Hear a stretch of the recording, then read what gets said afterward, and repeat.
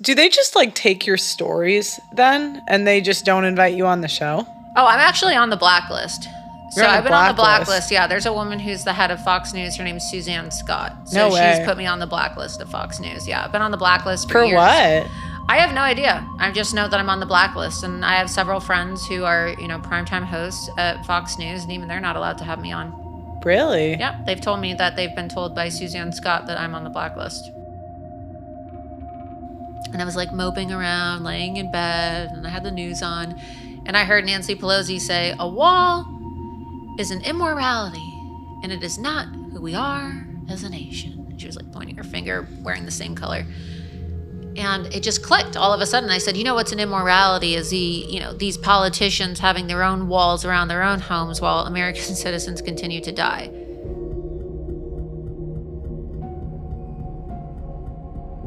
And then I was one of the first people like raising awareness about this when conservatives were calling it a conspiracy theory, right? Because conservatives called it a conspiracy. Conservatives were calling censorship a conspiracy theory in 2017. They said, "Oh, this is just like the wackadoodles on the right making this up," and now everybody realizes that they really were. So in 2018, when I filed the lawsuit that went to the Supreme Court, I had said that these government actors were acting as these social media companies were acting as state actors.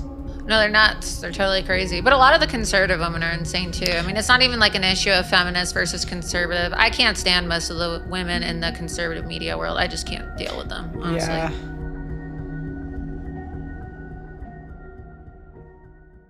What up, guys? Welcome to another episode of The Sit Down. Today, I have a legend in the conservative space. Welcome to the show, Laura Loomer. For those of you that don't know, guys, Laura Loomer is like the GOAT of investigative journalism.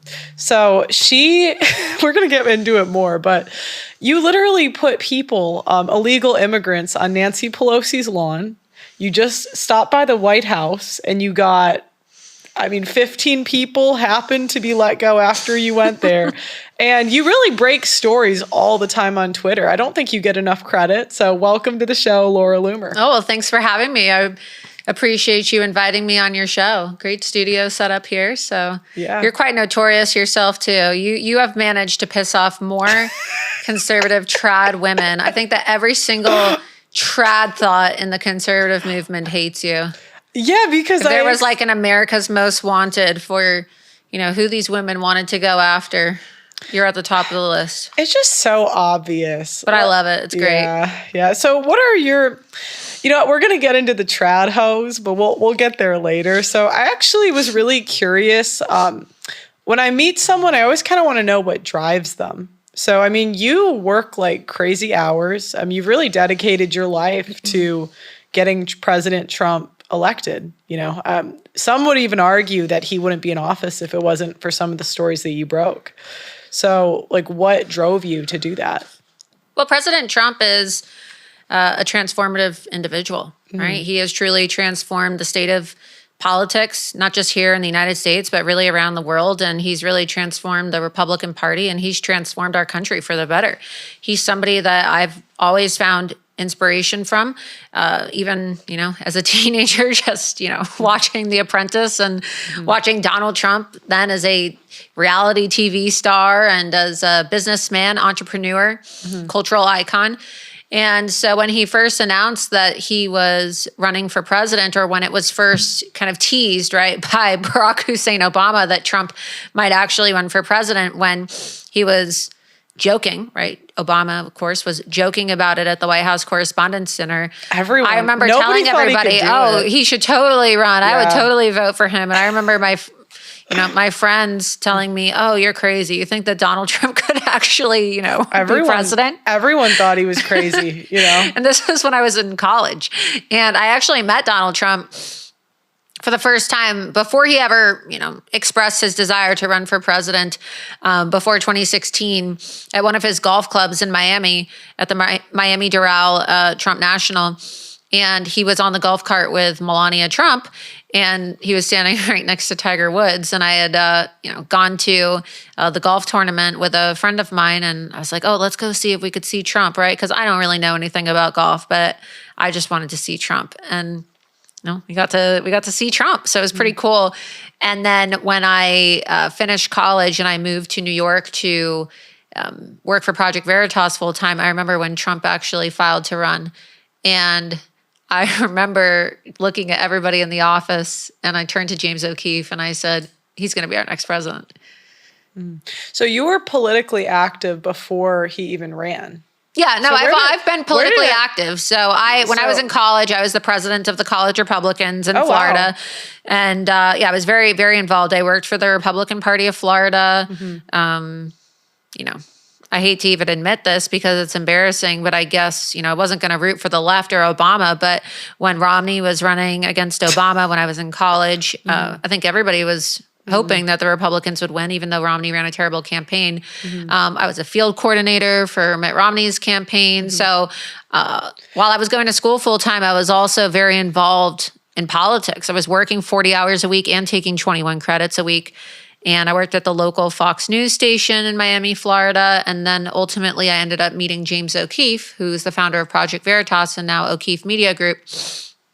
And I ended up doing an investigation on my university that got me kicked out of college a month before graduation. So wait, what? What was the investigation? So when I was the president of the College Republicans, I was constantly discriminated against.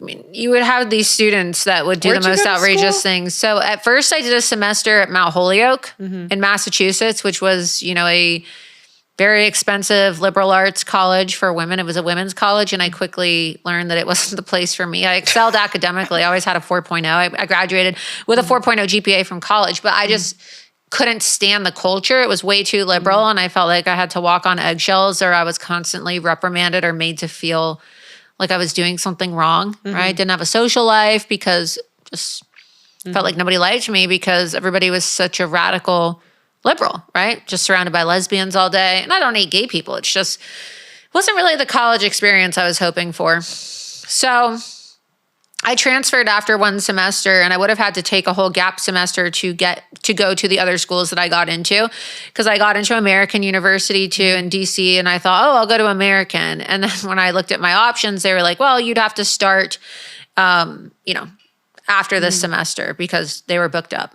And I didn't want to have to be delayed, right, in graduating from college. And so I ended up just going to what was my safety school, and that was Barry University in Miami. And I kind of thought, I'm not going to really accomplish anything unless I go to, an elite school, a big fancy school, very expensive. But I was very wrong about that. And so I just went to I went to school at Barry University, and I transferred. I got a 75% scholarship in the honors program, and I was able to focus on networking and working, and I quickly became the president of College Republicans within my first year at Barry University. And like I said, I transformed it into one of the most successful Republican clubs in the state of Florida, and quickly rose throughout the ranks within the Republican Party. But so what was the investigation? Like what got you? So because I was so outspoken and I was so involved in Republican politics, the administrators were constantly gunning for me. And I remember when I was working for the Republican Party of Florida, I was in charge of doing college campus voter registration. And they take it very seriously. Like the forms have, serial numbers on them, and you have to turn them in. And if you don't turn them in, you could be fined $1,000 per form. So some crazy girl accused me of not turning in her voter registration form. Anyway, she was a total liberal and a liar, and she was proven to be a liar. Like this went all the way up to the dean of students. And anyway, like she ended up getting exposed in the meeting for lying. She said that her form was never turned in, and that I ripped her form up when an investigation showed that she didn't put the right address on it. And so they actually threatened to shut down my College Republican Club. They also threatened to shut my club down. They threatened to shut it down multiple times. And when I spoke out about an imam speaking at a 9/11 memorial service at my university on 9/11 and chanting Allahu Akbar, they said that I was racist against Muslims and that I needed to go see the school psychologist. And they literally referred me to go see the school psychologist because I said that it wasn't appropriate for an imam to shout Allahu Akbar on 9/11 inside the school chapel, which is totally crazy, just being gaslit by all these radical leftists. So I'm like, okay, they're all crazy liberals and they have more sympathy for a terror tidy mom than they do for a 4.0 honors student who is the head of the college Republicans.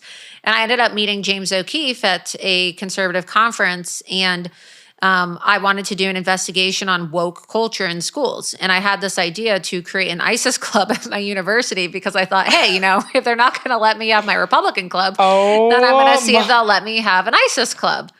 So I literally got the director of the honors program to say that it was okay to create an ISIS club. And I got all the Muslim students, because we had a ton of Muslim students at the university. I got like 20 Muslim students to sign up for my club because they would all just hang out. We had this cafe at my school called the International Cafe, and all these delinquent Saudi kids who were just there because, the school had a partnership with the Saudi government. And so all these degenerate Muslim students would come and they wouldn't even like pass their classes. And so long story short, I got a hidden camera and I recorded the administrators, and I was like, it's really opened my eyes taking this course, in the honors program. I'm really starting to see things from a different perspective. And I realized that, the United States is an authoritarian regime, and we keep on exporting democracy, and it's just not going to work. And desperate people do desperate things. And so I want to create a club called Sympathetic Students in Support of the Islamic State of Iraq and Syria. And how much money will the student government give me for my club? And they said they would give me $500 per month for the club, or something like $500 per month or $500 per semester. Either way, it accumulated to like thousands. And your Republican club was banned. Like they were threatening. They were threatening to shut it down multiple times. They referred me to the dean of students for suspension, and also to have my club completely shut down on 3 different occasions because so many people were gunning for me because I was very outspoken. But, they could never get me on anything because I was a star student.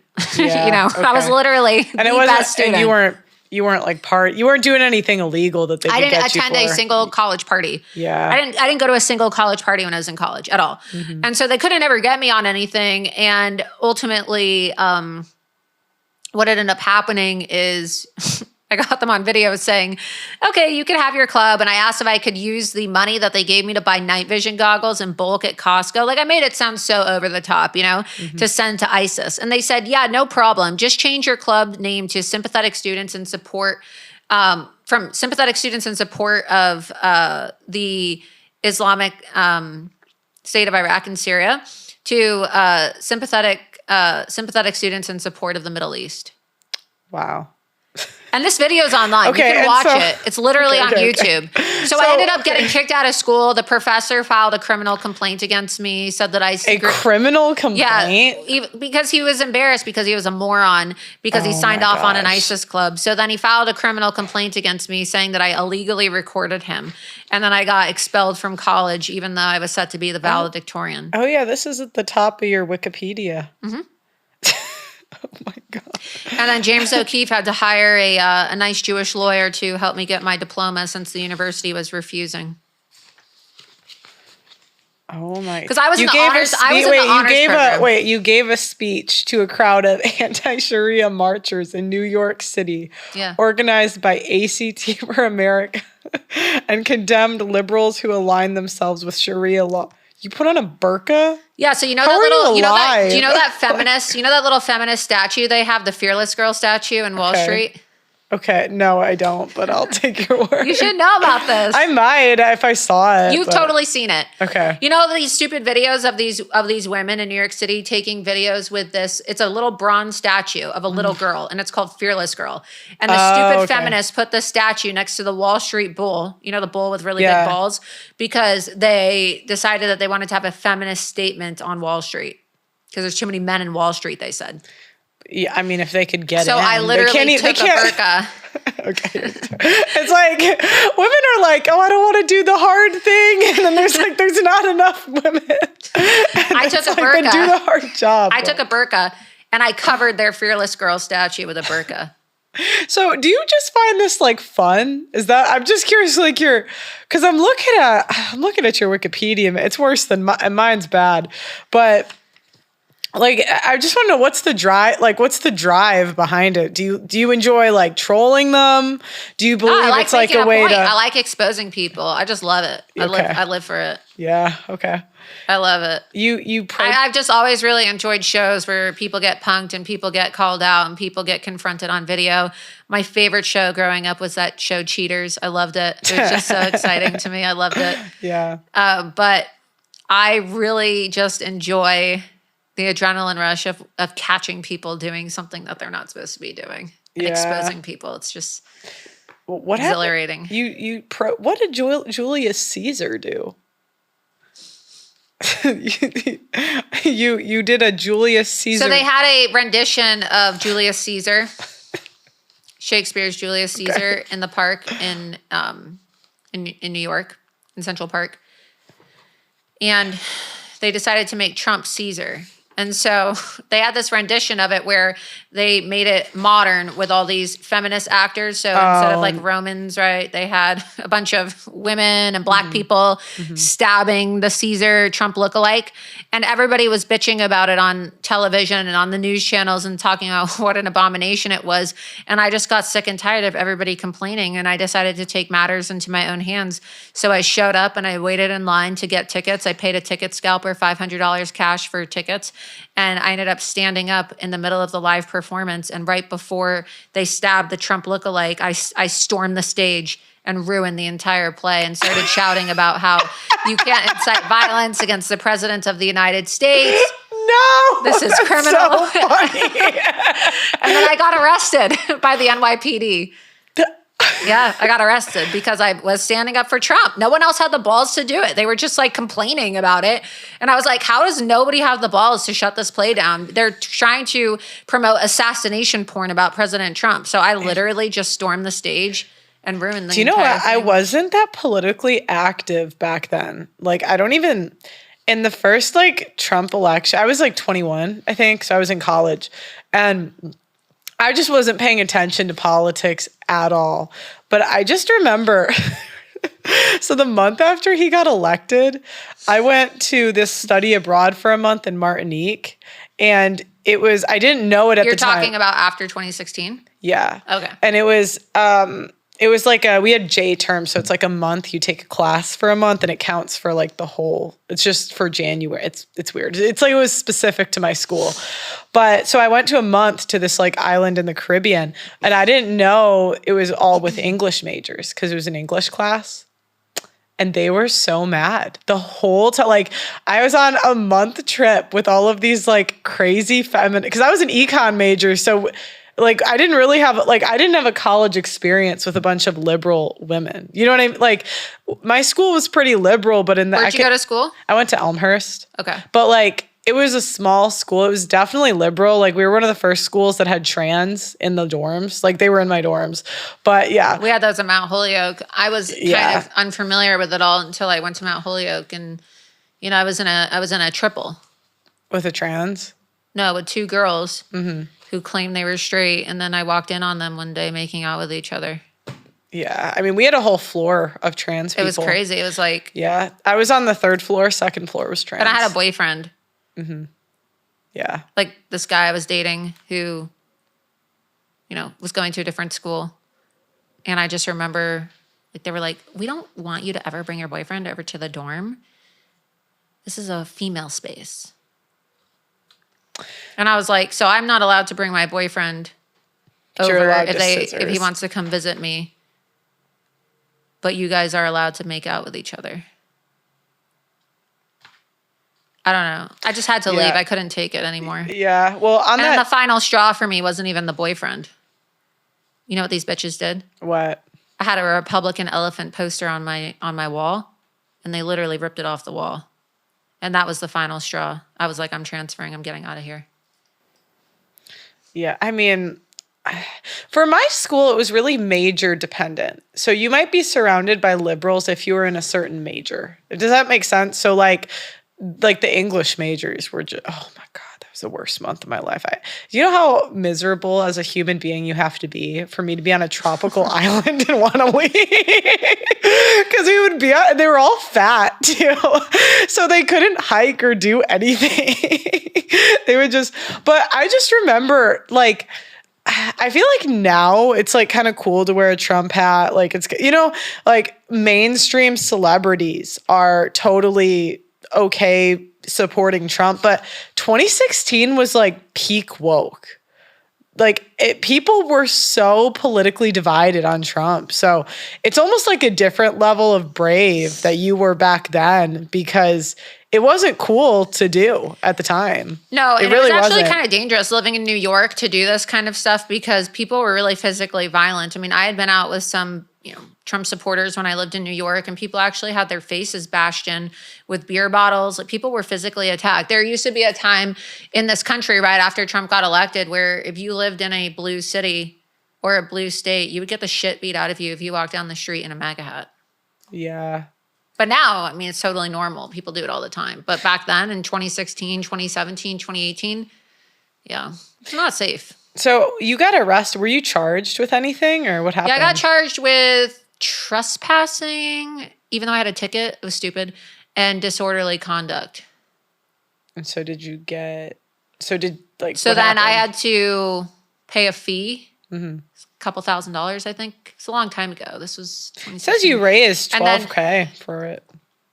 So I was working with Rebel Media at the time, and so they created a legal defense fund. That money wasn't for me. That was for them. So they hired a lawyer, and then the company, Rebel Media, took the money.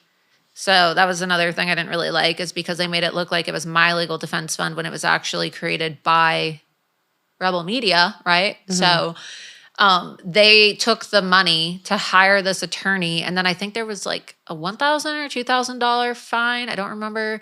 And then I had to do some community service. I had to like literally walk around and pick up trash around New York City to get the charges dropped. Mm-hmm. And then it was off my record. It was just disorderly conduct and trespassing. I mean, I don't even give a shit if it was even on my record today. I don't care. It's like, so what? I'm fighting for the end of political violence. It's just so stupid. It's crazy to me how you can go destroy property and monuments and wave the Palestinian flag wherever you want to go. But if you protest the assassination of the president, which is literally a crime, like people used to go to jail for making jokes about trying to kill the president, literally illegal. It's a felony to even joke about it. Then you get charged. Well, it's crazy too. I'm just imagining all these people probably worked so hard on that play. Yeah, but what was really funny about it is it took people a minute to realize that I wasn't part of the play because they thought that I was, because they had people dressed in regular clothes. It wasn't like a whole rendition where you had like the white robes and everything. It was a modern rendition. So the people that were stabbing Trump on stage when he was Caesar were wearing pussy hats, the pink pussy hats, and Black Lives Matter shirts. So it was a modern societal rendition of what it would be like if Julius Caesar were alive today in the current political climate. Do you know what? I crashed an abortion convention, or like not a convention. It was just like a what? I don't even know what it was. It was some feminist event, and I wore a "Women Shouldn't Vote" shirt to it. And it was so funny. It wasn't anything like, nothing happened. Like I didn't get arrested or anything, but their faces were just so mad. Like I talked to the speakers at it at the end, and they're like, "Do you just hate yourself?" And I'm just like, "Well, no, I just think women are idiots, and you proved it on stage tonight." And they were just like, and the thing was, at this event, it's crazy how far these women will go to be whores and kill their kids. Like at this event, they were making strategies of how to send abortion pills to other countries. Isn't that nuts? And I'm like countries that don't allow that stuff. I'm like, you guys are so deranged that I understand people pro-choice. I'm not even trying to say one way or the other, even though I am pro-life. But I just thought, what kind of deranged do you have to be that you want to force your Western culture on another country so much to the point that you want to send them abortion pills in the mail? What is wrong? These feminist women are just literally insane.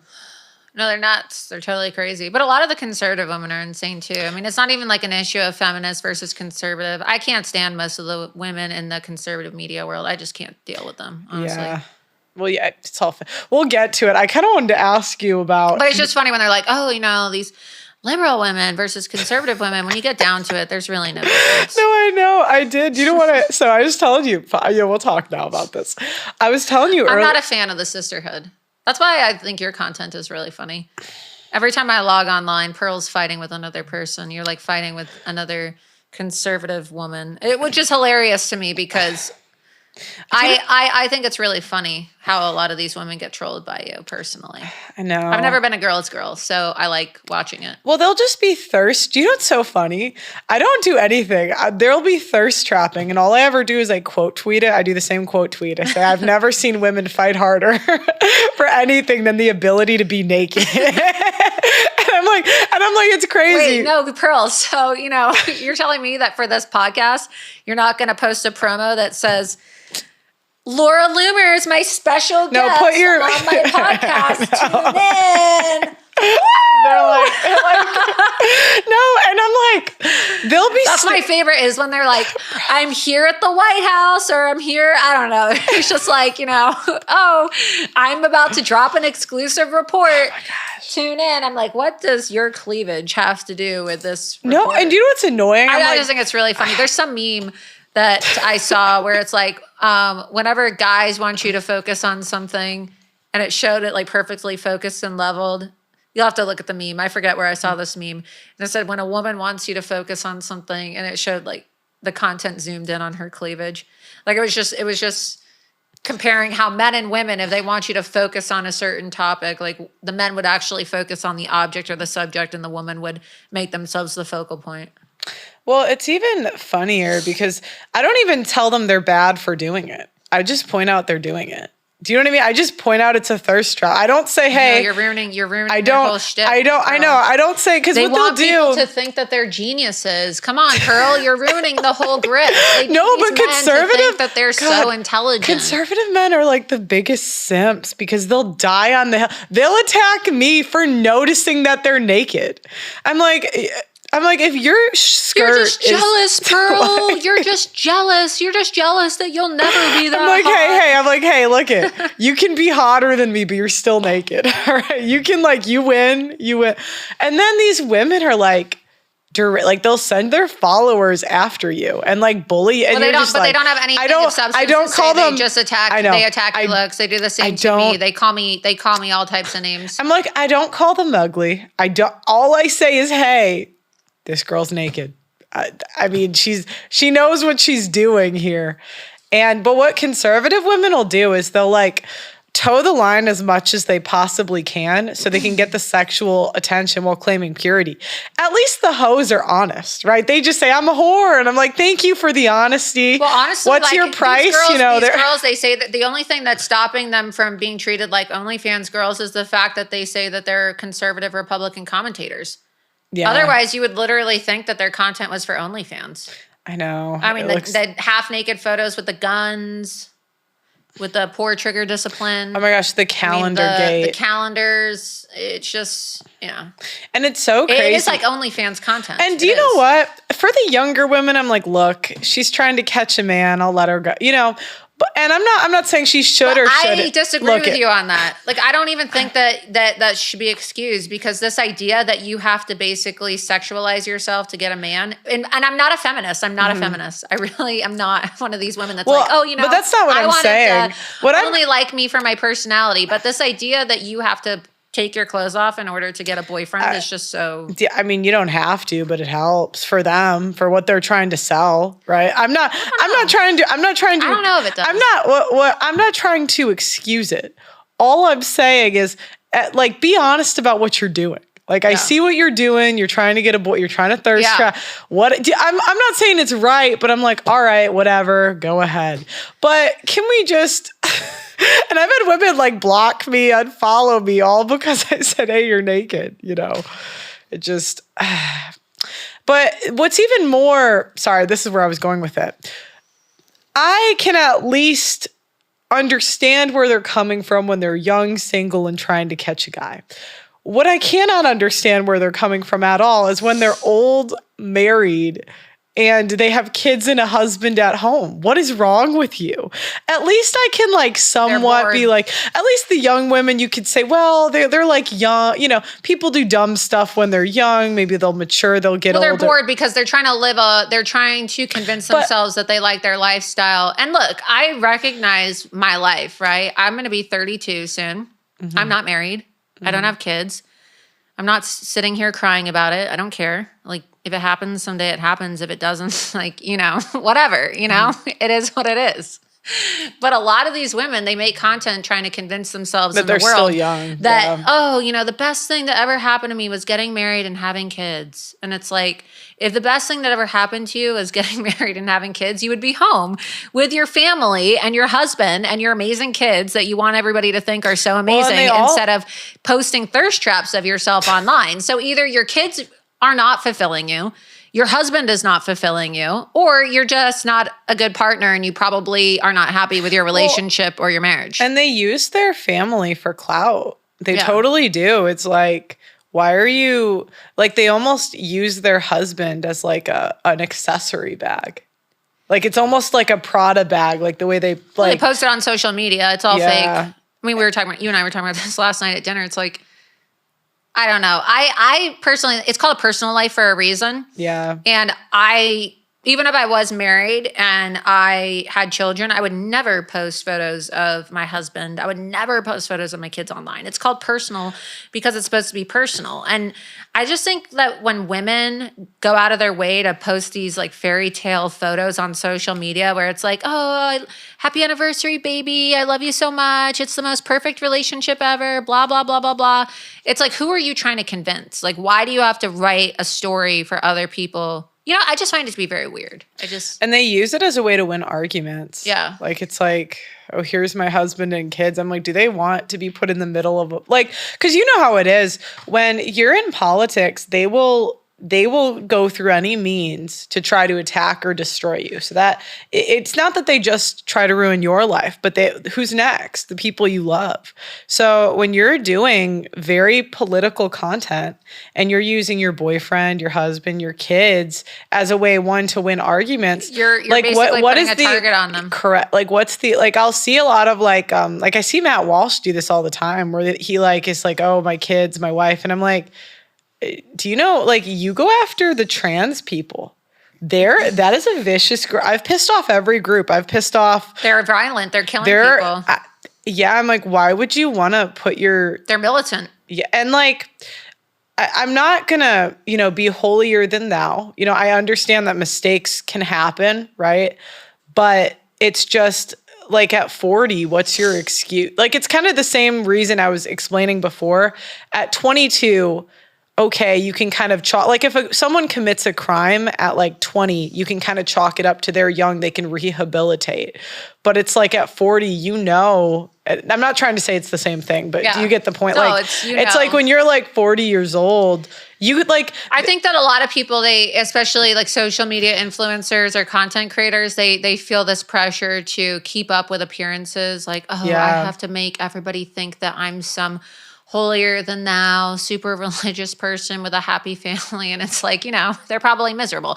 Look, I know firsthand from being in this industry for 12 years now, all these guys, for the most part, and I'm not here to rag on men, but a lot of these men that call themselves conservatives and they say that they're, religious, they all are cheating on their wives at the conferences. They go to these young conferences that are targeted for people that are barely legal. Like I'm talking 18, 19-year-old girls. Mm-hmm. And you have these like pretty girls, some of them who look like, they're much older, some of them barely legal, fawning over these guys. Oh my God, I follow you. It's okay. Let me take a selfie. Mm-hmm. Oh my God. And they love the attention because it makes them feel wanted when their wives probably don't really make them feel that great.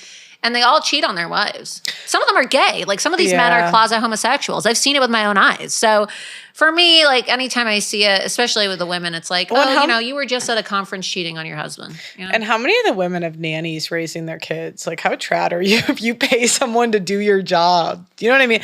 Like they'll use the kids for clout, but if you're outsourcing motherhood, like are you really being a mom? Like someone else is doing it. But the other thing too, that was a big like red pill thing. Cause I grew up very like sheltered. So I didn't really think people cheated. Like I didn't really know until I got older, and then you start to, you know how it is. Maybe you didn't grow up sheltered, but for me, I'm not saying you did or didn't, but for me, I went to boarding school, so I'd say I grew up pretty sheltered. I went to college, but even then, like I tried to stay off campus because I just hated being around like people. the first married guy I saw cheat on his wife, I like couldn't believe it. Like I was like, do you know, like, but I got into this industry and I just thought it was like here and there. It didn't really happen. Like that was just a one-off. And one of the red pill things that like pissed me off is they said high value men cheat, right? And I said, no, that's not true. That doesn't happen. Like men with money, power, like the men that can, some of them don't, they have morals. And I really thought part of it was because I would consume conservative media and I would see guys with, and part of it was like my dad, you know, he's like, and there are guys that don't, but on a balance of probabilities, this industry black-pilled me a little bit on cheating because I'm like, pretty much all of them do. Yeah, especially in conservative media. Yeah. I mean, it's a tough spot. Most men aren't going to be in a position where young women are just throwing themselves at them. So I have a little bit of like, you know, they're human, but it just. I try to avoid it all. I just, I don't know. I just don't really, I don't want to sound like a narcissist when I say this, but nobody who speaks at these conferences has anything more interesting to say than I have already said. Yeah. I don't want to sound narcissistic for saying that, but I've never gone to a political conference and listened to a conservative commentator speak and walked away saying, wow, that person is so much smarter than me. No, if anything, I think the smartest people in media don't become famous. Because they're gatekeeped out because it's a lot of jealousy and people don't want to, you know, they don't want to give a platform to people that are just more talented. But that's why the only reason I go to political conferences is if I'm meeting with a client. Do you know what? For me, I don't think it's the gatekeeping, because if you're talented, like your show will just get views, like things will just happen. But you don't need anybody. Like Mr. Beast doesn't, he started a media company in the middle of nowhere and people go to like Podunk, you know, because he's the talent. But the challenge with very intelligent people is they can't dumb it down for the masses. And I think in media, a lot of times, like Ben Shapiro destroys woke college kid is going to get way more views than like a really intelligent like debate on like philosophy or something that's higher IQ. Would you agree with that? Yeah. Or when it comes to women too, you know, you could be really talented at what you do as an investigative reporter, but if you're not out there looking like a bimbo and, you know, saying like after every single word and putting your tits out there as your thumbnails for every single story that you do, you know, maybe you're not going to get on all the mainstream media networks because they just want to have that kind of stereotypical look. Just look at all the commentators on Fox News. It's a look. And so do they just like take your stories then and they just don't invite you on the show? Oh, I'm actually on the blacklist. So I've been on the blacklist. Yeah, there's a woman who's the head of Fox News. Her name's Suzanne Scott. So she's put me on the blacklist of Fox News. Yeah, I've been on the blacklist for years. For what? I have no idea. I just know that I'm on the blacklist. And I have several friends who are, you know, primetime hosts at Fox News. And even they're not allowed to have me on. Really? Yeah, they've told me that they've been told by Suzanne Scott that I'm on the blacklist. That's the thing. It's always a woman that apparently there's some woman in media. I don't know who she is, but I've had 2 or 3 people cancel on me. And they say that some woman said not to come on my show. I don't know who it is. I'm like, who did I piss off enough to like? Yeah, it's pretty crazy, but they just steal my stories. They steal my work.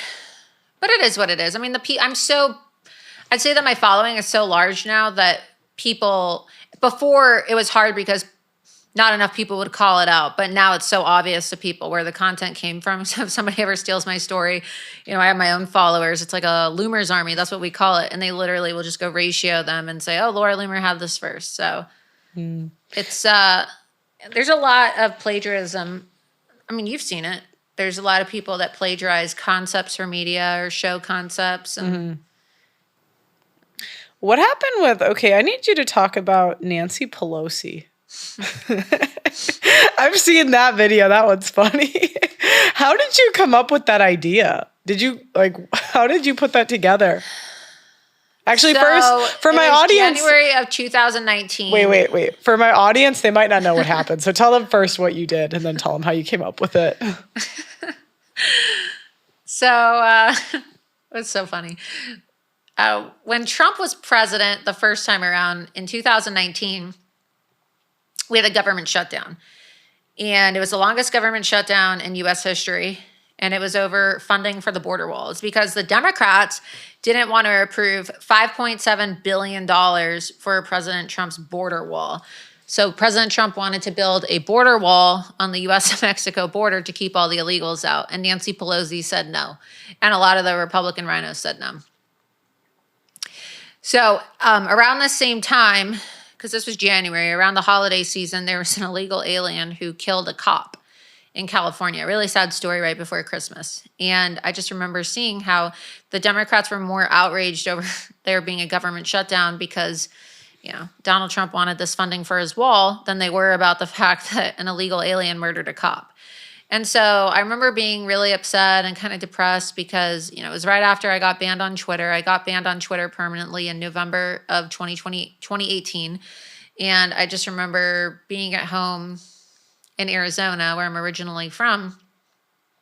And I was like moping around, laying in bed, and I had the news on.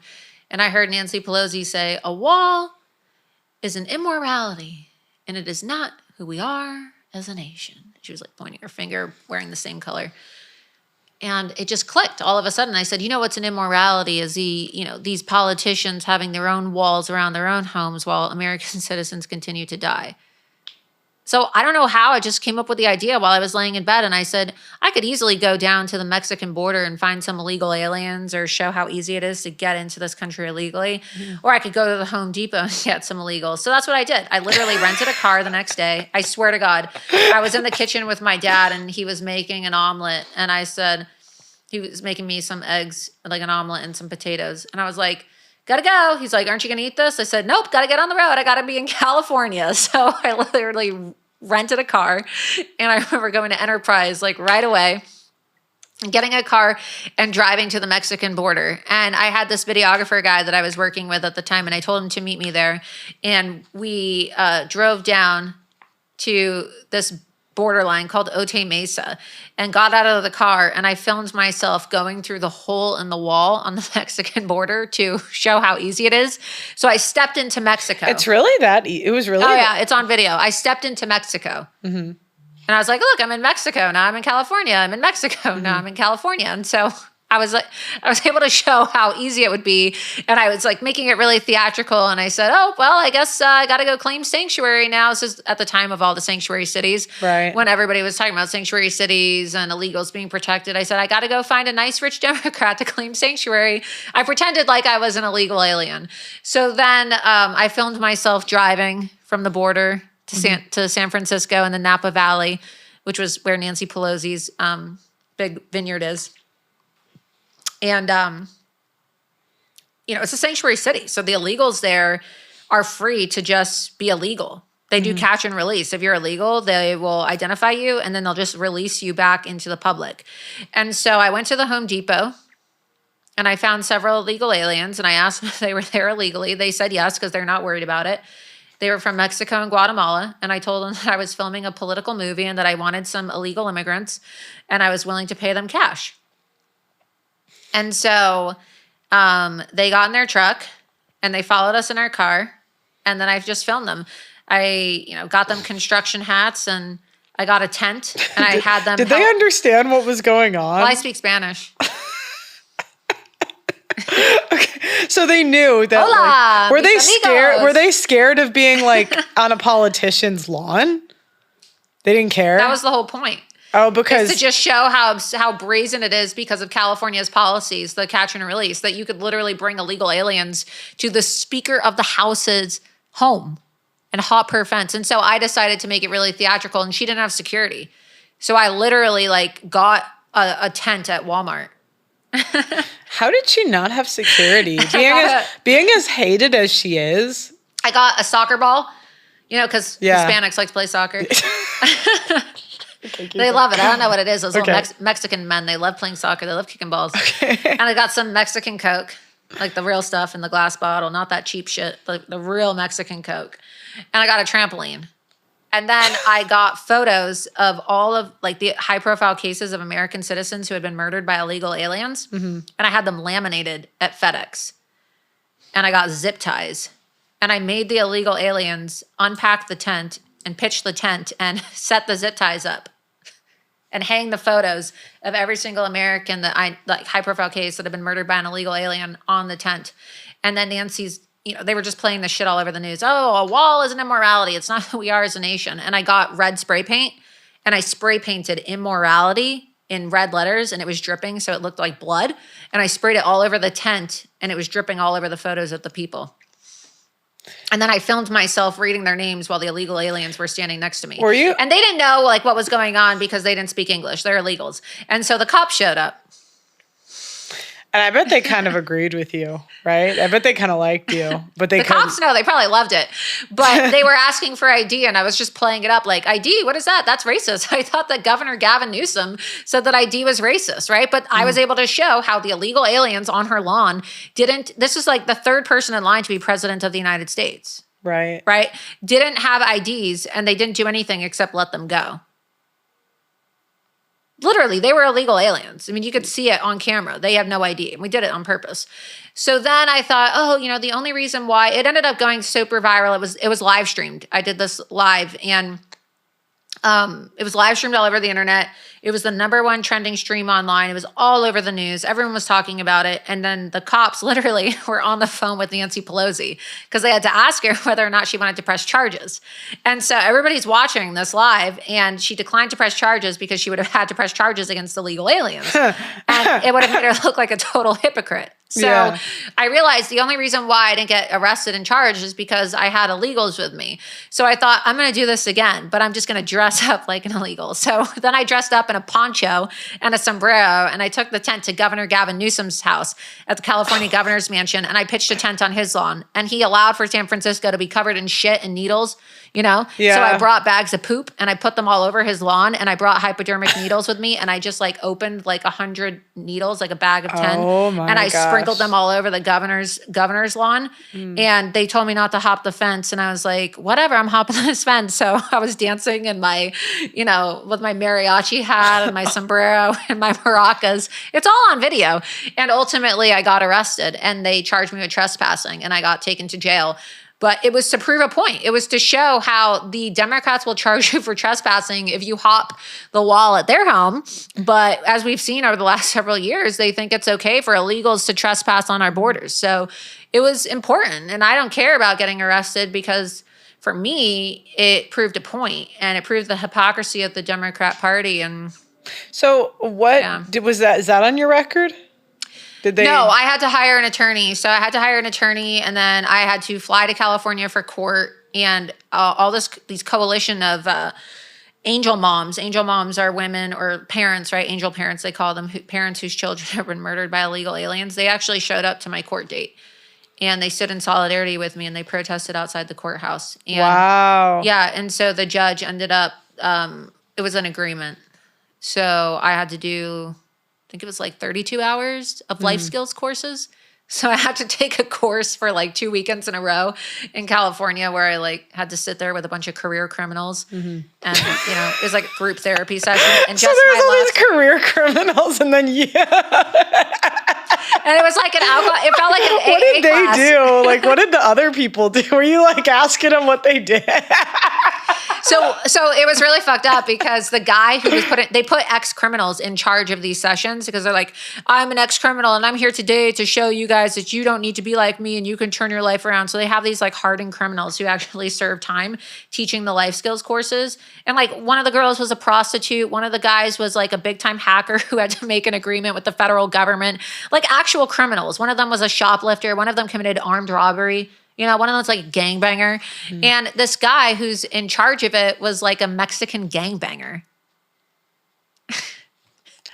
So you were in this, when we were going around the circle, and this Mexican gangbanger who was officiating the life skills course they ask you what your name is and why you're there. I told them, and he thought that I was like trying to be funny because he was Mexican. So he started like getting really crazy and aggressive with me, like a full blown. He's like a cholo. You know what cholo is, right? I don't know. I don't know. It's like a Mexican gangbanger. Okay. I'm not making this up. I believe you.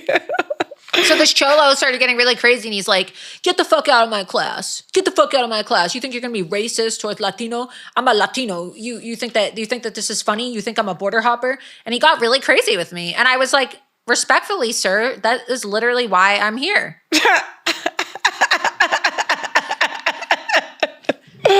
Was he a border hopper?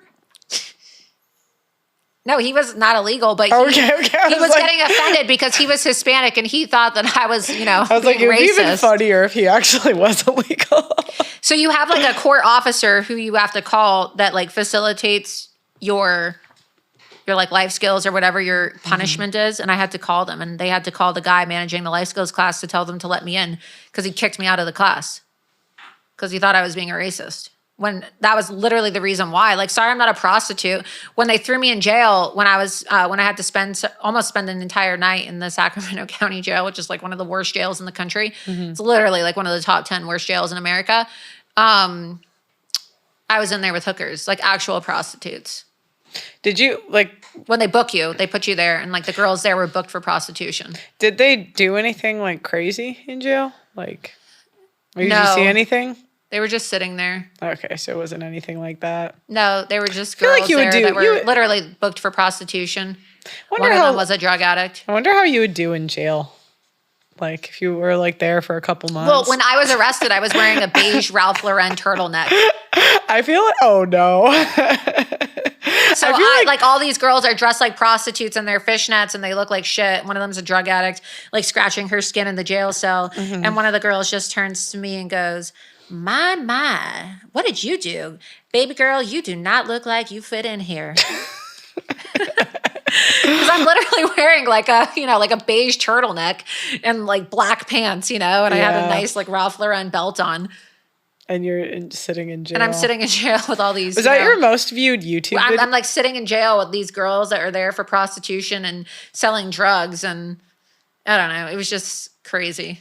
Was that your most viewed YouTube video? Yeah. I mean, but that was the most viewed YouTube video I had. I didn't really use YouTube that much because they demonetized me and they shut me down. But at the time when that happened, that was my most viewed YouTube video. But it got way more views on Periscope because before, when Periscope was a real thing, but because I live streamed it. What was getting demonetized and deleted like for you? Like how much money do you think you've lost over the years? Oh, millions of dollars. Yeah. Millions of dollars.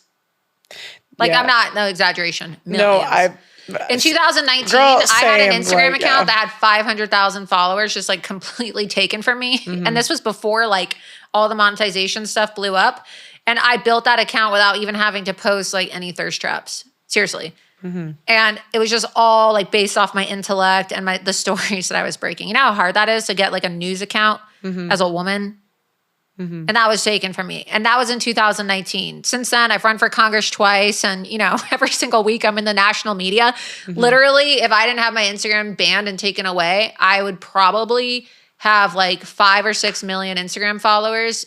And I'm told that I could probably be making over $1 million a year just from my Instagram account, like speaking with brand specialists and people I know in the industry and other people I know who have similar, had similar accounts. There's people I know.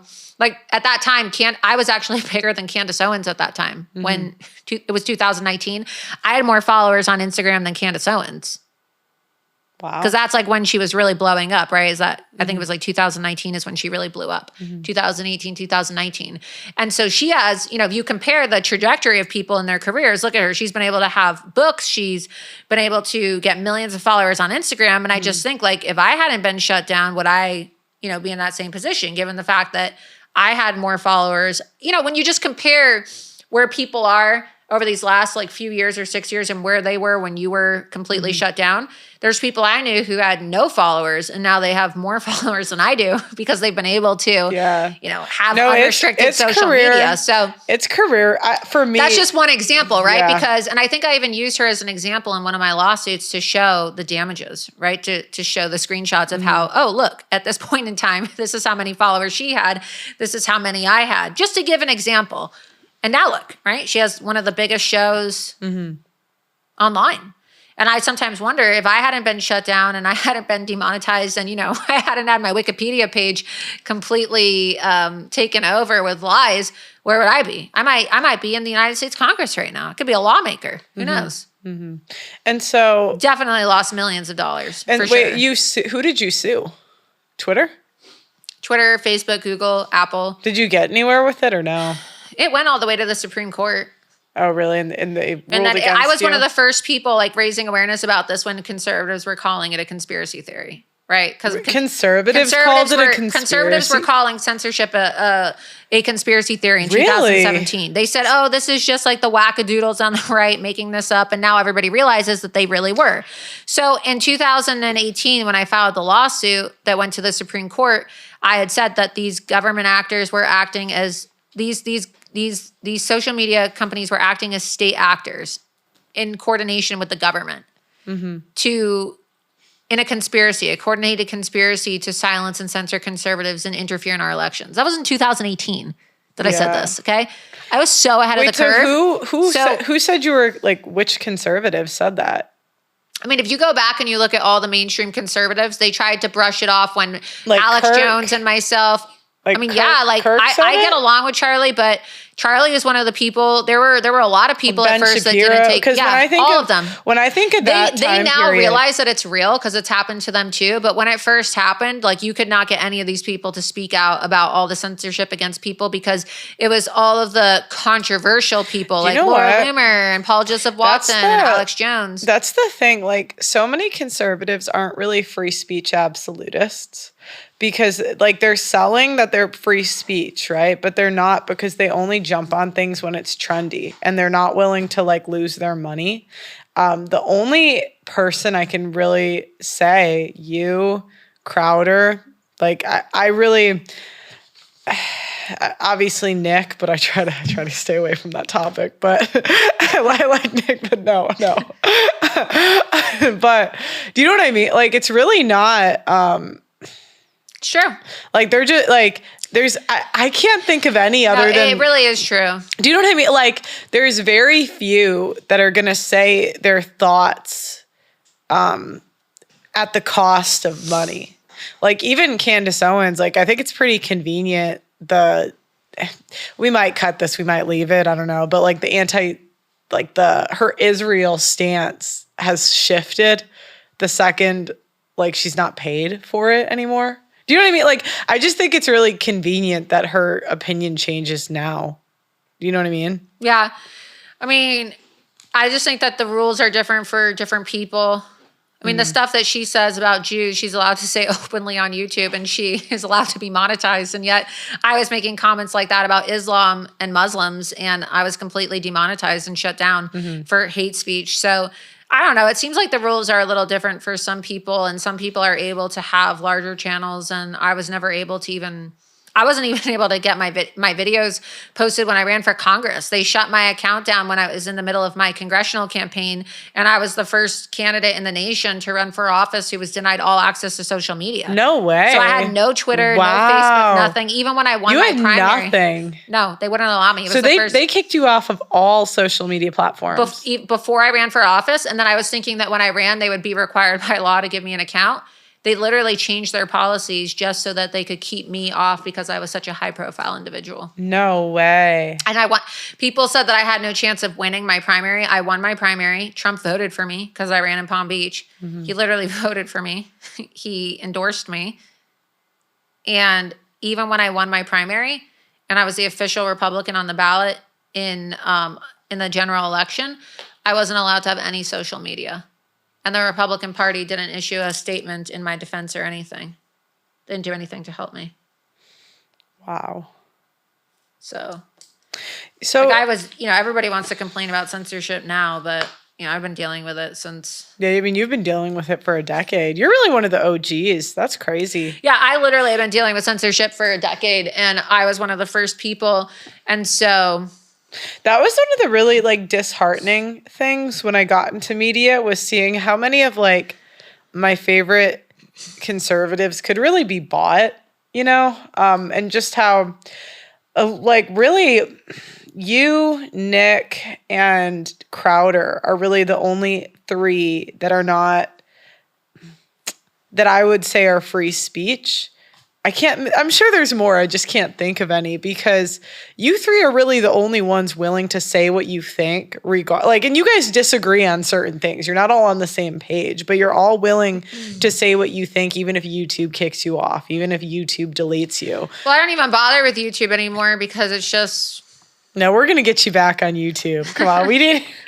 I was telling her last night, I'm like, you need to reapply. You need to clear the channel, reapply. And at least YouTube needs some at least low hanging fruit from, you can go off on your Rumble show, but let's get some Laura Loomer reacts to woke. Yeah, I mean, I look at some people who are making so much money on YouTube, and I just think to myself, my videos go so viral. I get 500 million impressions a month on X. You would kill. And I just think if I had been able to actually monetize my YouTube channel, I'm not kidding, I would be a multi-millionaire. Me and you should go to college campuses actually, because you're a little when I'm not a yeller, but I feel like if they really start to go off, I'm going to bring you out. Can you imagine, that setup on a college campus? Yeah, where it's change my mind.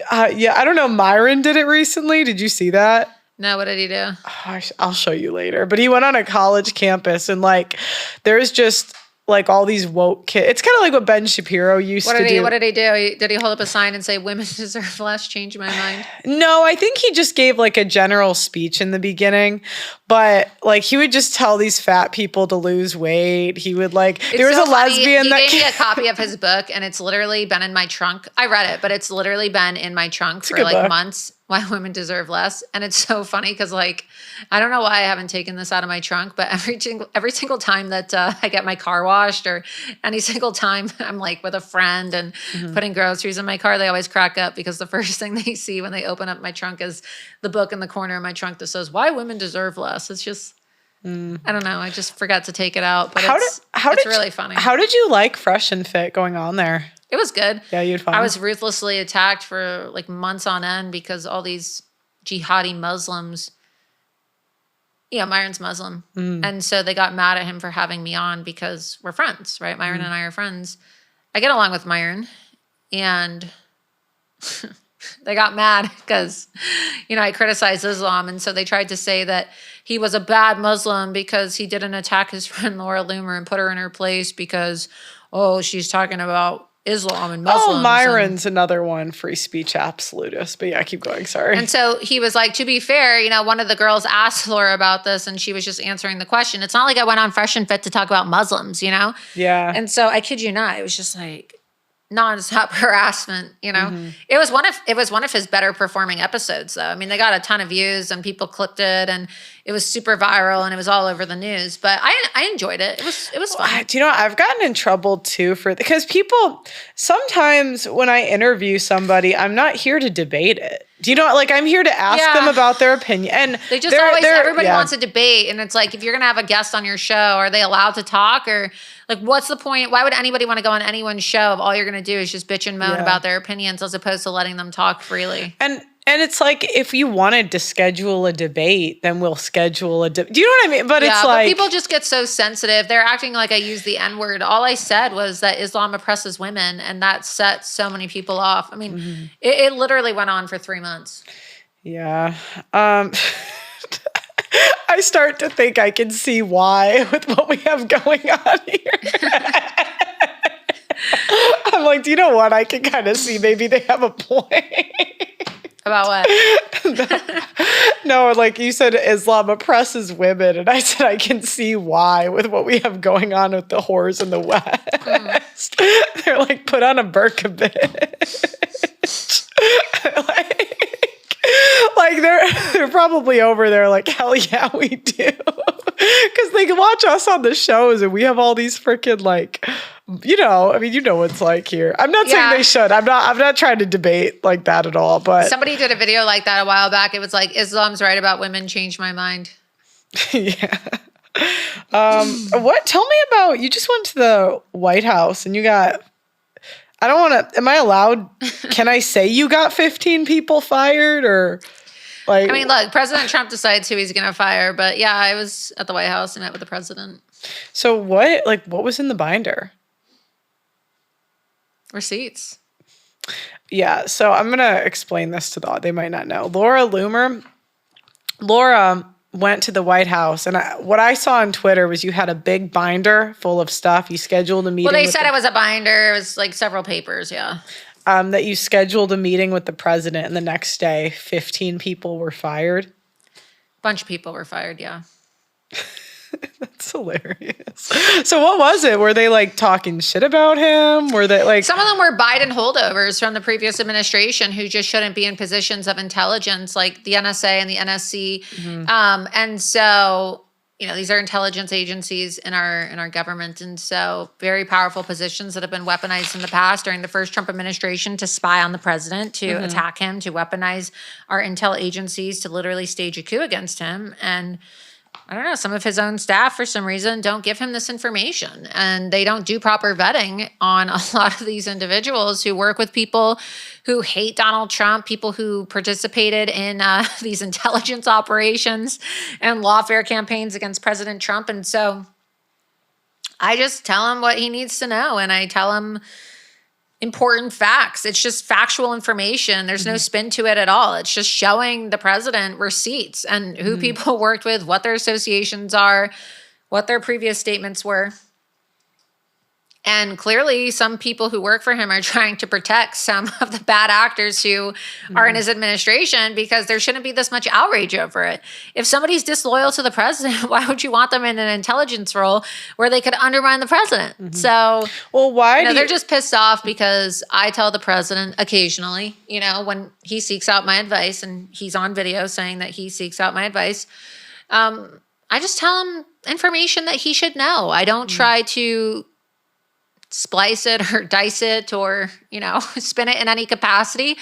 I just am a very straight shooter with President Trump, and I tell him exactly what's going on, who's doing what, who's saying what, and they show him the receipts, and he makes up his own mind. And in this case, the receipts were so damning that, yeah, a lot of people got fired, and they deserve to be fired. So why do you think that why do you think that is? Why wouldn't they want disloyal people? Do you think it's because they're friends with them? A lot of them are friends with them. There's this go along to get along culture in Washington, D.C. But I also don't really think that everybody who works for President Trump cares about President Trump the way I care about President Trump. I think that a lot of these people are just there for the status.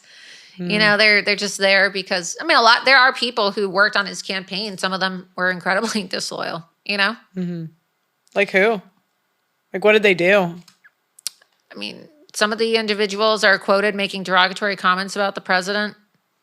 Okay. So in the past, talking shit, condemning him after J6. So, and now a lot of these people that worked for his primary opponents, like Ron DeSantis and Nikki Haley, are coming back, and they're begging for roles in the administration. And it's like, you literally campaigned against the president. Why do you want to work for him? Right. I don't know. There's just no sense of loyalty. I sometimes wonder why people get so outraged when I do the things that I do. Like, is there just no sense of loyalty anymore? Or do I have a distorted sense of what loyalty is supposed to look like? And then I realize I'm not the problem. They are. It's like loyalty is a very black and white thing. People like to make excuses for how they shapeshift their loyalties. Have you noticed that? Yeah. It's just... I don't really think it's even up for debate. You're either loyal or you're not. Yeah. Whether it's romantic, or whether you're talking about like a romantic, you talk about dating, like your show's mostly focused on dating and lifestyle stuff. So whether you're disloyal to your romantic partner, you're disloyal to a boss, you're disloyal to a friend, you're disloyal to your child. It's very black and white. Yeah, in Washington, D.C., people seem to have like gray areas about what it means to be loyal. And I just don't agree. And I think President Trump's the same way. He's on video talking about how loyalty is very important to him. And one of the most horrific things somebody could be is disloyal. And I feel the same way. And I think it's important that we protect Donald Trump from traitors and disloyal people in his administration who want to undermine him the same way people in his administration undermined him and targeted him the first time he was in office. So what is Donald Trump like? That's so cool that you've actually met him. I forget. He's so cool. So yeah, he's awesome. I mean, is he the same in person? Yeah, but he's also just a normal person, right? Like people don't really get to see just how generous and kind he is. He's a very thoughtful person. He's very funny. He's a loving husband to his wife, a loving grandfather. He loves his grandkids. He's always bragging about his grandkids. Like he really is just like your typical everyday person. He's just president of the United States. They call him a blue collar billionaire. But I wish people got to see the side of him, right? I mean, I've been with President Trump at his golf club before where, he has his grandkids sitting on his lap and just bragging about his grandkids, how, they're a star student or they're a star athlete. He's a doting grandfather, right? All these other things that you would think of people who are typically in their late 70s, right? And they make him out to be a monster. He's really kind, down to earth. You would think that it would be very intimidating to be in front of the president of the United States, but he's always cracking jokes. Like on the plane, he's showing you his playlist. He shared his McDonald's with me a couple times on the airplane. Just a really nice guy. And he raised really good kids. It's crazy, actually. I don't think I know. It's crazy how good he has. Like 3 marriages, and I'm right, 3 different women, I think. Yeah, he's been married several times. So I think it's actually more like it shows the character in him because he was able to like manage 3 women. That's like impossible to raise good kids, That's like his ex-wives love him. All of his ex-wives loved him. That's crazy. I mean, his first wife passed away not too long ago. She had an accident in her home. I believe fell down the stairs. And that's the mother of Eric, Dawn, and Ivana. And then Tiffany's mother, Marla, campaigned for Donald Trump. I know, that's... Ivana campaigned for Trump, too. She spoke very highly before, she passed away. And Melania. I know, it almost speaks more to his character because that's... I mean, I do divorce documentaries. That's an impossible task. Yeah, I mean, all of his ex-wives to speak highly of you. All of his ex-wives love him and speak highly of him, and he has relationships with all of his children. Yeah. I mean, a lot of really rich men, billionaires, don't have relationships with their kids. Look at Elon Musk. Yeah. Look at how some of his kids. I mean, he has a kid that's out there talking. Oh my God! Yeah. Oh, sorry. Are you allowed to say on YouTube? They'll bleep it. It's fine. They'll know. They'll bleep it. I'm out here about to get you demonetized. But this is why we pre-record the Islam out there. Some of the Islam stuff might have to be on the website only. But yeah, there's a lot of rich people out there who have kids that rebel or kids that are spoiled, and then they try to be oppositional to their parents, and so it's very rare that you see a billionaire, successful socialite, entrepreneur, businessman, now president of the United States, have kids that are all functional. I mean, a lot of rich people have very dysfunctional kids, and all of his kids are they're very all educated, all great kids. All married kids. And I think that's a testament, too, to his character, because you see a lot of politicians who want to run the White House or, they want to be in office and their households are crazy. They have dysfunctional kids. They're like Obama. Fucked up marriages. The Obama daughters or the Bushes. Bush's daughters were a bunch of whores. I mean, I don't know if you ever saw the stories about his daughters going and partying and like having these wild goose chases with Secret Service agents having to chase them to the club. No, I didn't know that. Like allegedly having sex on the roof of the White House. Go look it up. The Bushes? The daughters, yeah. You can go look it up. No way. Yeah, they were notorious party animals. And so, you never hear these stories about Trump's kids. And so when you look at a lot of these other politicians, look at the Clintons, for example, all of them have broken homes, dysfunctional homes. And it's a testament that Donald Trump was able to have, such strong and successful kids. Because if he was able to keep his house together. Yeah, like I think the Obama. He's able to put the country together. Yeah. But the Obama girls are dysfunctional. I mean, there's photos of them out there allegedly, smoking joints apparently. And partying and walking around with I'll bet these, money there'll be single mothers. Bet money. I would bet walking money. around with these ghetto dudes wearing crop tops and Yeah. I don't know. It's just if you're the daughter of a president and your family has millions of dollars and For what? Yeah. it's like, what are you doing? What are you doing hanging out with Jamal? What? Did you yeah. Did you really sue Bill Maher? Yeah, I'm currently suing him. How's it going? Are you going to win? I hope so. I mean, we just had a deposition on April 4th. So I was in a deposition with him in Beverly Hills. He was sitting right across from me. I'm not allowed to talk about the deposition, but I'm suing him for defamation because he falsely accused me of having sex with Donald Trump. Sorry, that's so funny. Okay.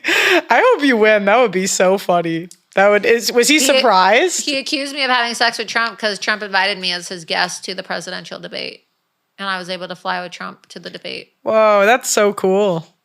Yeah. That's so cool. It's not cool that he's trying to Monica Lewinsky me and falsely accuse me of having sex with the president. It's just really unprofessional. And you see me. And I'm always covered. I always dress like this. I'm a pantsuit woman too. So, some women don't like pantsuits. I like pantsuits. I'm always wearing a suit. I love pantsuits. I love being conservative. I love being covered up. I don't even like posting photos of myself in bathing suits because I don't want people using them against me, So I'm like always trying to cover up. I'm always, covering my boobs. I don't wear, in my opinion, I don't wear provocative outfits. I wear very conservative clothing. And so for Bill Maher to falsely accuse me of trying to sexualize myself to sleep with the president of the United States, it's just damaging. It's damaging to your career. There's literally articles now in Daily Mail and People magazine where they are saying Laura Loomer denies sleeping with Donald Trump. It's like, why is that even a story? Right. Of course I didn't sleep with Donald Trump. It was on an airplane. I went to a debate. Yeah. No, that's always what they're going to throw at you. Like, you know what I mean? Because it's anything. It would be one thing, though, if I was like a bimbo type and I was, going around and looking like a skank and acting like a skank, right? And I was like some bombshell Playboy bunny and, oh, wow, look at this woman who's, hanging around the White House, right? Like, maybe, right? I mean, if I was like a hypersexual person, if I was like a porn star or, there's just like no basis for it. Like, where does he even get that? Where does Bill Maher even get that? Like, oh, yeah, Laura Loomer's sleeping with the president. Like, where does that even come from? How do you see a video of a bunch of staffers and a bunch of people walking off of President Trump's plane and then say, oh, she must be sleeping with him? Is every single woman who works for President Trump sleeping with him? So how much are you suing him for? $150 million. Oh, wow. I hope you win. I hope you get it. Yeah, he needs to learn a lesson, in my opinion. He needs to be held accountable. You can't just go around saying things like that about people. Yeah. Well, I think I went through pretty much everything. You've had quite the career, Laura. What's your favorite story that you broke? Like, what's the one you're most proud of? I've broken a lot of stories. I recently broke a big story about Hunter Biden in South Africa. Got a Secret Service revoked. That was nice. Like him going after he told the court that he was dead broke, tracked him down in South Africa and was able to report that even after Joe Biden left office, he had 18 Secret Service agents with him in South Africa on vacation. So then that was given to President Trump and President Trump revoked his Secret Service clearance. So that was pretty cool. I really am proud of the stories I broke during the presidential election season regarding Judge Merchan and all the lawfare against President Trump that was utilized by President Trump's legal team. And now I've launched my own company because, the research is so effective that I figured I'm going to offer this service to people that want to pay for it. So I'm doing executive level vetting, opposition research, consulting.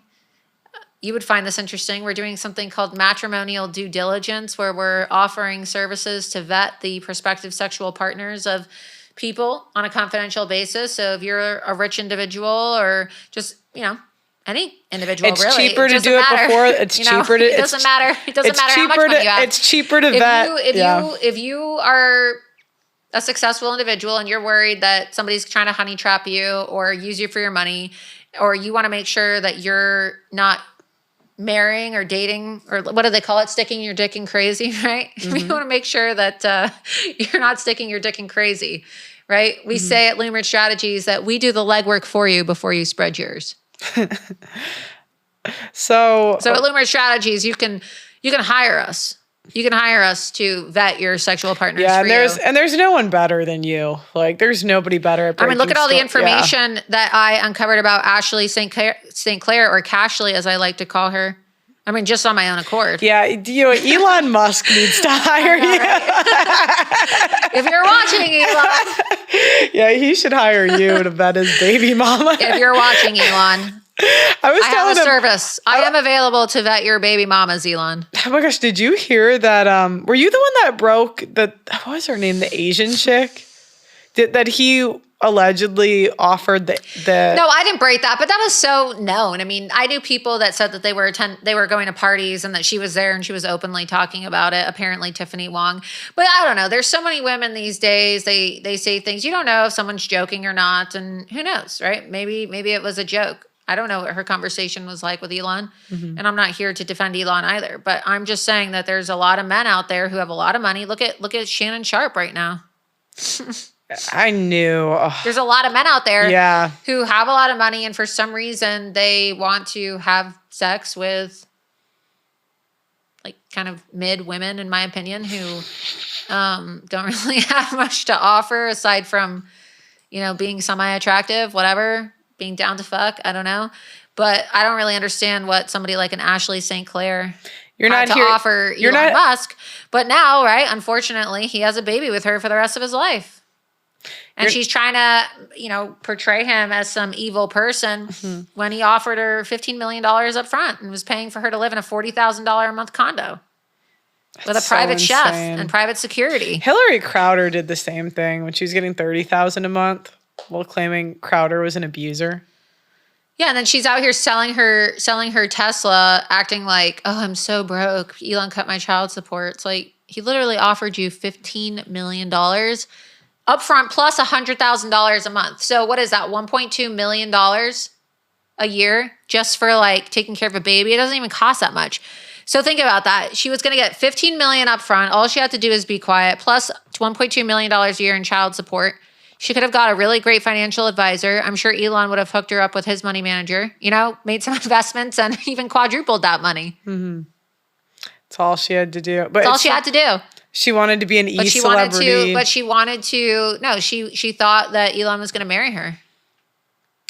I don't know why. That's why she did it on Valentine's Day. Think about it. She went crazy because Elon didn't text her back. I know he was hanging. Do you know what? The latest court filings show that his lawyer had to even file a restraining order. Well, he was hanging out with his favorite one, I think, Siobhan. Yeah, I think he took her to. Yeah, but she's normal. Like, she's not out there clout chasing, and she's quiet, and she's not out there posting all this drama like all of these other girls. Like you have Ashley, and then there's this other lady Grimes, who I guess is the mother of X. The baby that's always with him. Mm-hmm. And look, I'm not here to talk shit, but it just seems like if you're the richest man in the world, you don't want to see stories out there like Grimes suing you, right? Mm-hmm. Going around saying that she doesn't want you bringing your kid around President Trump. You don't want Ashley out there accusing you of being a deadbeat dad and saying that you're not paying child support. When, look, Elon should probably use a condom, right? I think we can agree on that. He should probably exercise better caution when it comes to He should hire women. You. Should hire you. But I think that regardless of what people think about Elon Musk, and I've had my own disagreements with him, he clearly cares about his children. He clearly loves his children. And for all his, eccentric behavior and, personality clashes with individuals online and the disagreements that people may have, and I've had disagreements with him, I think it's undeniable that he is a good father. Mm.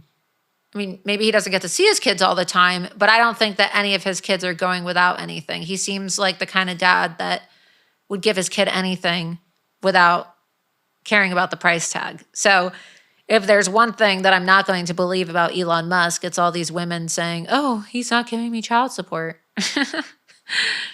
Yeah, no, I totally agree. He should definitely hire you. You would be hilarious if you wanna be Elon Yeah, I'm Musk's just next baby a mama. lot of men need this vetting. I mean, look at how many scandals there are every single year. It doesn't matter if you're the richest man in the world like Elon or you're somebody like Shannon Sharp. I mean, look What at would how it- many men are basically getting bamboozled by these women. And the crazy thing about it is this information was open source. All this information about Ashley plotting for years, like she literally plotted for almost half a I know. decade to Elon- get knocked up by him and plotted. She was even asking my friend Isabella before, right, this all happened. Oh, he followed me. Now I need to be funny. Can you teach me how to be funny so I can seduce him? Like if men were to, I know. if men were to see these things, right, they would understand that women are just trying to prey upon them. And so, I don't know. I've had disagreements with Elon on other issues, political issues. That's no surprise. He demonetized me for a while in December when I got into it with him over H-1B visas. But as it relates to this whole fight between Elon and Ashley St. Clair, I'm 100% team Elon. 100%. I think he should even try to get full custody of the kid. I agree. I think she's fucking crazy. How much would you charge for a guy to I mean, I'm not here to clinically diagnose anybody, but she behaves in a very erratic manner, in my opinion. So how much would you charge for a guy if he wanted to do like a basic vetting service? What's that going to cost?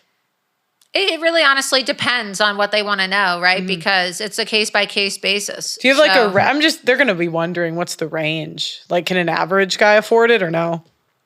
Yeah, Yeah. I would say so. I mean, it depends on what your definition of average is. Like 10K? Could they get I would 10K, say 5K? my retainers at Lumen Strategies start at $15,000 a month. So it increases, obviously, depending on how complex a case is. But just any general retainer baseline starts at $15,000 per month. Oh, I don't think a normal guy's going to be able to afford that. 15K a month. Well, it's executive. I mean, it's cheaper but it's than a executive divorce. level vetting. Yeah, Right. I mean, yeah. it's not vetting for everyone. It's executive No, I know. level. I It is understand. executive level vetting. Yeah. But what would you rather do? Invest $15,000 to get an intelligence dossier? And we may be able to figure everything out in 1 month. Or do you want to go get married and have half of your fortune given to someone? No, I totally agree with you. I'm not saying it should. I was just wondering if like the average Joe could afford it. I don't think so. 15. It depends what they've it's executive saved. level vetting. Yeah. Okay. Yeah.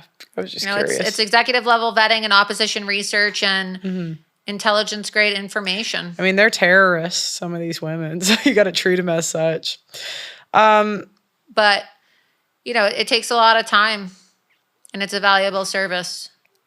No, it completely is, guys. I mean, she'll But find. it starts at $15,000 per month, and then prices increase from there. I mean, I have all types of clients. I work with politicians. I work with executives of corporations. I work with media personalities. All types of people. Yeah. For all different types of cases. But I do think that matrimonial due diligence is something that a lot of these men should engage in. No, I mean, if I had that much money, I wouldn't be engaging with anyone without having somebody research and investigate the individual. And she'll find it, guys. I promise to God, Laura leaves no stone unturned. She will find it. So do you have any like final thoughts? Anything you want to say to the viewers out there? Well, I really enjoyed coming on your program. Yeah, thanks for coming, Laura. I mean, really, what you do, it's so necessary. Like, there's a lot of people that don't have the balls to like call out these politicians and really say what they think at the cost of millions of dollars, like you have. And I know personally how difficult it is when you get kicked off of shit. So, I mean, I've probably spent over $1 million just on legal fees, and that's not even including the millions of dollars of professional opportunities that I've lost, plus all the wasted money. I mean, I raised almost $2 million or, $2.5 million when I ran for Congress. So look at all that money raised. I mean, when you're canceled and when you're, deprived opportunities because of lies like this ridiculous Wikipedia page, it costs you millions of dollars. So it's really, money comes and goes. I think what bothers me the most about it is the stolen potential, because because you could be a millionaire one day and then have a bad investment and be totally broke. Like you could lose all your money. You could become a millionaire overnight by winning the Powerball, whatever. But you get divorced and have some crazy person take half your money. You could get cancer and spend your money on treatment. Money comes and goes. You don't get to take your money with you when you die. But what you do get to take with you when you die is your legacy. Yeah. And I feel like a lot of the censorship and a lot of the attacks on me over the last few years have deprived me of about 10 years of my potential. Like if I were to have made a lot more money, would I be married right now? Would I have children? Right. Would I have not had to work as hard per se because I would have more money and I could have spent more time relaxing and like going on dates, and maybe I'd be married right now. Like maybe I would have kids, right? Maybe I would be retired because I would have had a successful media company that made me millions of dollars, and then I sold it and, got bought out. You never know. Like you honestly just never know. When you look at all these other people who write books and they have bestsellers and, they make millions off their books. It's the stolen potential of cancel culture that torments you because you're constantly thinking about the what ifs. Yeah. Right. And it's not even about the money, although money does play a role into it. It just makes you wonder like how much more you could have accomplished. Yes, I've accomplished a lot despite the odds, and I've been able to, persevere despite the adversity and the censorship. But I always wonder like, what would my life be like if this hadn't been the case, right? Like if I had never been banned online, where would I be today? Well, the world does need people like you, so I'm very glad that you came out, and it's a pleasure to have you on. Where can they find you? YouTube soon. We're going to get your channel back up.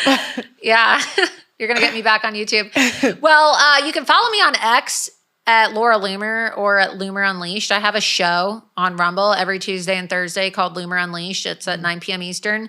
It's live on Rumble. So you can follow me on X at Laura Loomer and Loomer Unleashed. You can follow me on True Social, Getter, and Gab at Laura Loomer. And then on Rumble, rumble.com/Laura Loomer. Great. That's pretty much it. So I'm online. I post a lot of reports. I have a website, loomered.com. If people want to support my work, they can donate there. They can subscribe to my account on X, subscribe to me on Rumble.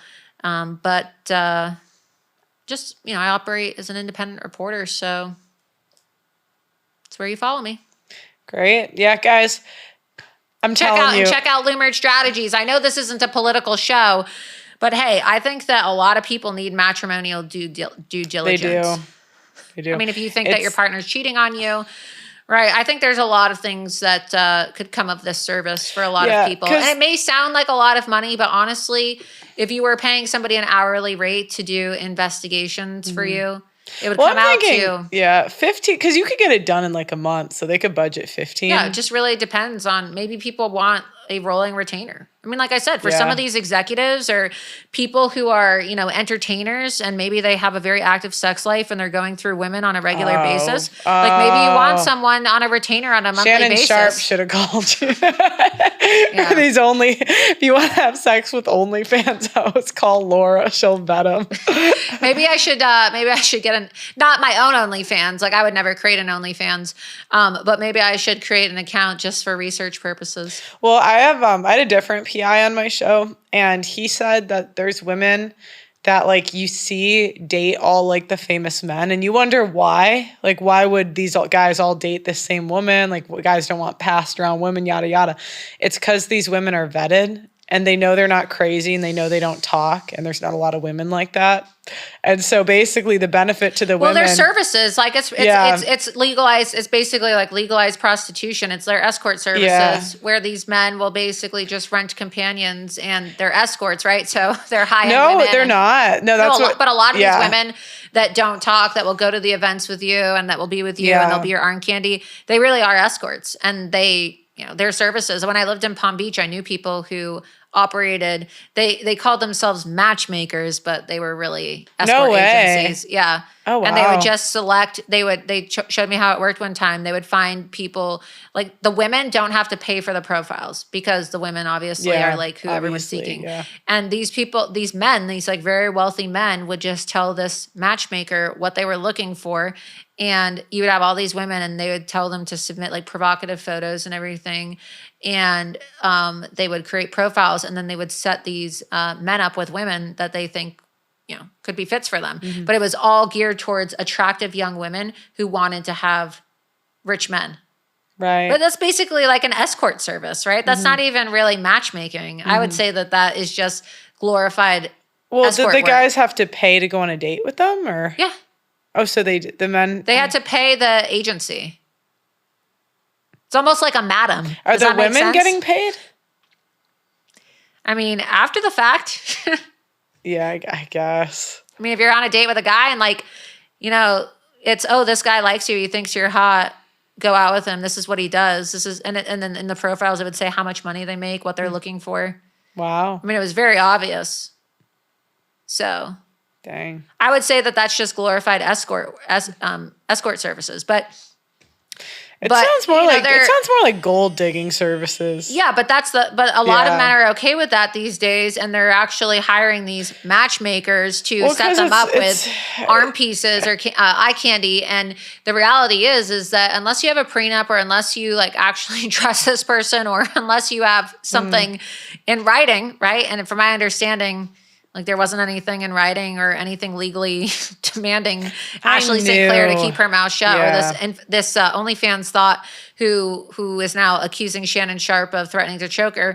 Then you're gonna get screwed over. And most people are not signing NDAs and legal contracts with these one night stands or these side piece girls that they're having affairs with. And so, what if there was a service for men to reach out, matrimonial due diligence, Loomer Strategies is a service we offer, and you can submit the name of your sexual partner and have a full throttled vet done on this individual so that you know what you're getting yourself into. Correct.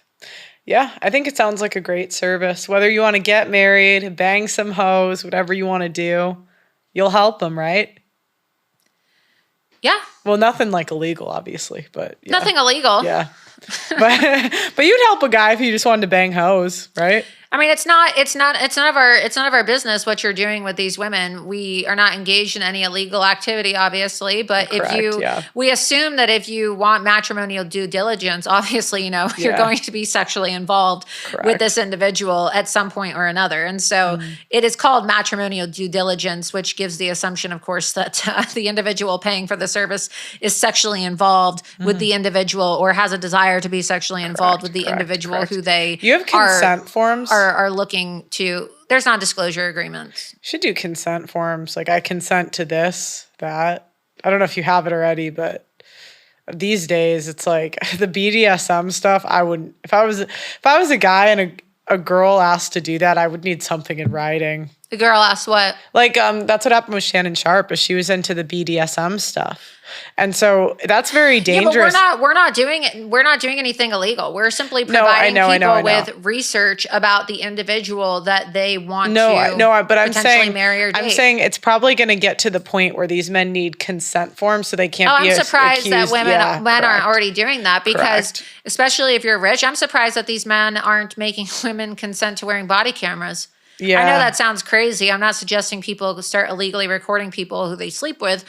However, at the same time, I mean, if you're a rich man, you have to be so careful. There's women taking condoms out of trash cans and trying to get themselves pregnant. And so Loomer Strategies focuses more on, political and corporate clients. But, I think that, I've been able to uncover a lot of damaging information about some of these women online. And men too. And in my time in college too, I remember some people would come to me and ask me to help them figure out whether their partners were cheating on them. And I was kind of like the go-to person that people would go to. Why not monetize it? Correct. You just monetize it. It's a service. If I can get paid for showing somebody whether their partner's cheating on them or helping somebody identify whether somebody that they want to date or marry is lying to them or is bad news. Correct. And I can make money, like serious bank doing this. Do it. I'm doing it. Correct. Well, thanks so much for coming on, Laura. Everyone go follow her on Twitter, Rumble. If you want her service, check it out there. Thank you again for coming in. Absolutely. Thanks for having me on. And hopefully some of your viewers, I know that you have a lot of men that watch your show, your podcast, reach out to me. My Cool. DMs are open. Like I said, I do the legwork for you before you spread yours. Okay. All right, guys, like the video on your way out, subscribe to the channel, and we'll see you next time. Bye-bye.